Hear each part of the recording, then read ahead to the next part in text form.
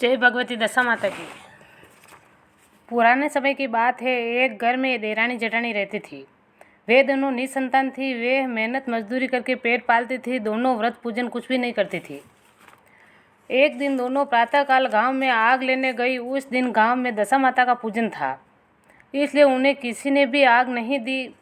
आग न मिलने से देरानी जेठानी बोली, आज हम दोनों का भी व्रत होगा। शाम को आग मिलने पर रसोई बनाकर भोजन करेंगी। शाम हो जाने पर जेठानी अपनी पड़ोसन के यहाँ आग लेने गई। पड़ोसन ने उसे आदरपूर्वक बैठाया। जेठानी ने पड़ोसन से पूछा, दशा माता का पूजन करने से क्या होता है?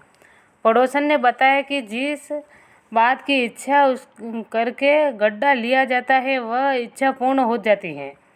जेठानी यह सुनकर पड़ोसन से बोली, अगली बार जब गड्ढा पड़े तो मुझे भी बताना, मैं भी गड्ढा लूँगी। जेठानी वैसे ही आग लेकर घर से बाहर आई तो उसे गायें चरकर आती दिखाई दी। ग्वाला पीछे आ रहा था। उसके कंधे पर एक बछड़ा था और एक गाय बछड़े को चाटते हुए चल रही थी। पड़ोसन ने ग्वाले से पूछा, तुम्हारी गाय प्रथम बार ब्याई है या दूसरी बार, तीसरी बार? ग्वाले ने बताया, पहला ब्याह है। पड़ोसन ने फिर पूछा, गाय के बछड़ा है या बछिया? ग्वाला बोला, बछड़ा है। यह जानकर जेठानी से पड़ोसन से कहा कि घर जाकर दशा माता का गड्ढा ले लो। 9 दिन तक व्रत रख कर कथा सुनना तथा 10वें दिन क्षीर सहित स्नान करके पूजन करना। दशा माता चाहेगी तो 10 दिन के भीतर ही तुम्हारी मनोकामना पूरी हो जाएगी। जेठानी ने घर जाकर सारी बातें देवरानी को बताई। दोनों ने दशा माता से मनौती मांगी कि यदि हम दोनों के संतान होगी, हम सुहागिनों को नोत कर दुरैया कराएगी। दोनों ने दशा माता के गड्ढे लिए। दशा माता की कृपा से गड्ढे की पूजा से पहले ही दोनों देरानी जेठानी गर्भवती हो गई। 9 महीने 9 दिन के बाद दोनों के यहाँ 2 लड़के ने जन्म लिया। बालकों का नामकरण संस्कार के बाद देवरानी ने जेठानी से कहा, हमने जो सुहागिनों को नोतने की मन्नत मांगी थी उसे अब पूरा करना चाहिए। जेठानी ने कहा, अभी ऐसी क्या जल्दी है? जब लड़कों को अन्नप्राशन संस्कार होगा तब सुहागिनों को न्योत देंगे। जब लड़कों का अन्नप्राशन संस्कार हुआ तब देवरानी ने जेठानी से सुहागिनों को नोतने की बात कही। तुरंत जेठानी ने बात को टाल दिया और कहा कि लड़के के मुंडन संस्कार पर सुहागिनों को नोत देंगे। होते होते कुछ समय बाद लड़कों का मुंडन संस्कार भी हो गया। देवरानी ने जेठानी को सुहागिनें नोतने की बात कही तो जेठानी बोली, लड़कों की सगाई के समय ही सुहागिनें नोत देगी। लड़के बड़े हो गए, उनकी सगाई भी हो गई, परंतु जेठानी ने अब भी सुहागिनों को नहीं न्योता। जेठानी बोली, जिस दिन लड़कों को भांवरे पड़ेंगे उसी दिन सुहागिनों को न्योत देंगे।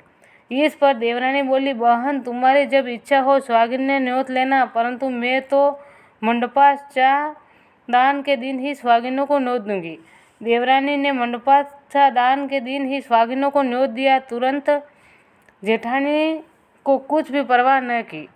मंडपा दान के बाद रात का पूजन करके दोनों दूल्हे बारात सजाकर बैंड बाजे सहित ब्याहने चले गए। देवरानी के बेटे का ब्याह बड़ी धूमधाम से सकुशल पूर्ण हो गया, परंतु जेठानी ने सुहागिनों को न्योता नहीं था, इसलिए दशा माता ठीक भांवरों के समय उसे हर कर ले गई। दूल्हे के सहारा गायब हो जाने के कारण वर कन्या दोनों पक्ष में हाहाकार मच गया। उसकी बारात खाली हाथ घर लौट कर आई, परंतु लड़की की माता बड़े संकट में पड़ गई कि अब अधब्याही लड़की उसे कौन ब्याह करेगा। पड़ोसन की चतुर सुहागिनों ने लड़की से माता को समझाया कि ब्याह का जो सामान बचा है उस सामान को लड़की के हवाले कर दिया जाए। लड़की मंगते भिखारियों को सदा व्रत करके दे देगी। एक दिन एक साधु तीर्थ यात्रा करता हुआ वहां आया। गांव से दूर घने जंगल में एक पीपल का पेड़ था। लोग उस पीपल के पेड़ को पारस पीपल कहते थे। उसी पेड़ पर दशा माता का निवास था। साधु चलता चलता शाम को उसी पेड़ के नीचे ठहर गया। झाड़ूदार ने आकर झाड़ू उसी पेड़ के पास मैदान में झाड़ू लगाई। भिस्ती ने मस्क के वहां पर छिड़काव कर दिया तथा माली ने वहां फूल बिखेर दिए। तब अनेक देवता अनेक प्रकार के पोशाकें पहनकर आगे आने लगे, यथास्थान बैठने लगे। इससे बाद स्वर्ग में राजा इंद्र का सिंहासन उतरा। इसी के साथ स्वर्ग में अप्सराएं आकर सिंहासन के चारों ओर नाचने लगे। उसी समय अधब्याहे लड़के को गोद में लेकर दशामाता पीपल के पेड़ के नीचे उतरी। इंद्र के साथ स्वर्ग में एक सूरा गाय भी आई थी। उनके 2 गिलास दूध दिया था। लड़के ने अधब्याही के भाग का एक गिलास अलग रख दिया और दूसरे गिलास को पी लिया। जब तक अप्सराओं का नाच गाना होता रहा, दशामाता लड़के को गोद में लेकर बैठी रही। प्रातःकाल होते ही देवताओं का दरबार भंग हुआ। साधु भी वहां से चलकर गांव चला गया। साधु महाराज गांव में भिक्षा मांगते मांगते अधब्याही लड़की के घर पहुंचा। लड़की ने आदरपूर्वक साधु को बैठाया और भोजन कराया। लड़की ने 3 पत्तल परोस कर रखा। पहला पत्तल अधब्याहे पति के लिए रखी, दूसरी पत्तल बाबा जी के सामने रखी और एक पत्तल अपने सामने रखी। बाबा ने अपने आप कहा, वाह, जो बात मैंने रात वहाँ देखी वही बात यहाँ देखने को मिल गई। लड़की ने पूछा, क्या बात है बाबा जी? साधु बाबा ने बात टालते हुए कहा, हम बैरागी लोग ऐसे ही अनेक बातें कहते रहते हैं। तुम्हें ऐसी बातों पर कोई मतलब नहीं रखना चाहिए। भगवान का भजन करो। लड़की ने हट पकड़ ली। लड़की ने कहा, जब तक आप अपनी कही बात का खुलासा नहीं करेंगे मैं भोजन नहीं करूँगी। इस पर भी साधु बाबा चुप रहे। तब लड़की बोली कि आप साधु हैं और मैं सती हूँ। आप यहाँ तो अपने कथन का स्पष्ट कीजिए और आपके रात को क्या देखा था, नहीं तो मैं आपको श्राप दे दूँगी। तब साधु बाबा ने रात का सारा किस्सा कह सुनाया। यह सुनकर लड़की ने बाबा के साथ पीपल के पेड़ के पास जाने का निश्चय कर लिया। साधु बाबा आगे आगे चले और लड़की उनके पीछे पीछे चलती रही। साधु बाबा लड़की को पारस पीपल के पास छोड़कर चले गए। संध्या होने पर नित्य की तरह जमादार ने झाड़ू लगाई, बिस्ती ने अपनी मस्क से पानी का छिड़काव किया और माली ने फूल बिखराए। देवताओं के राजा इंद्र आए। अप्सरा का नाच गाना प्रारंभ हुआ। उसी समय दशामाता पीपल के पेड़ के नीचे उतरकर दरबार में बैठ गई। लड़के ने सूरा गाय से दूध लिया और एक गिलास अधब्याही लड़की के लिए रख दिया। जैसे ही लड़के ने दूध का एक गिलास मुंह को लगाया, त्यों ही लड़की दूसरा गिलास हाथ से लेकर वर के सामने उपस्थित हो गई।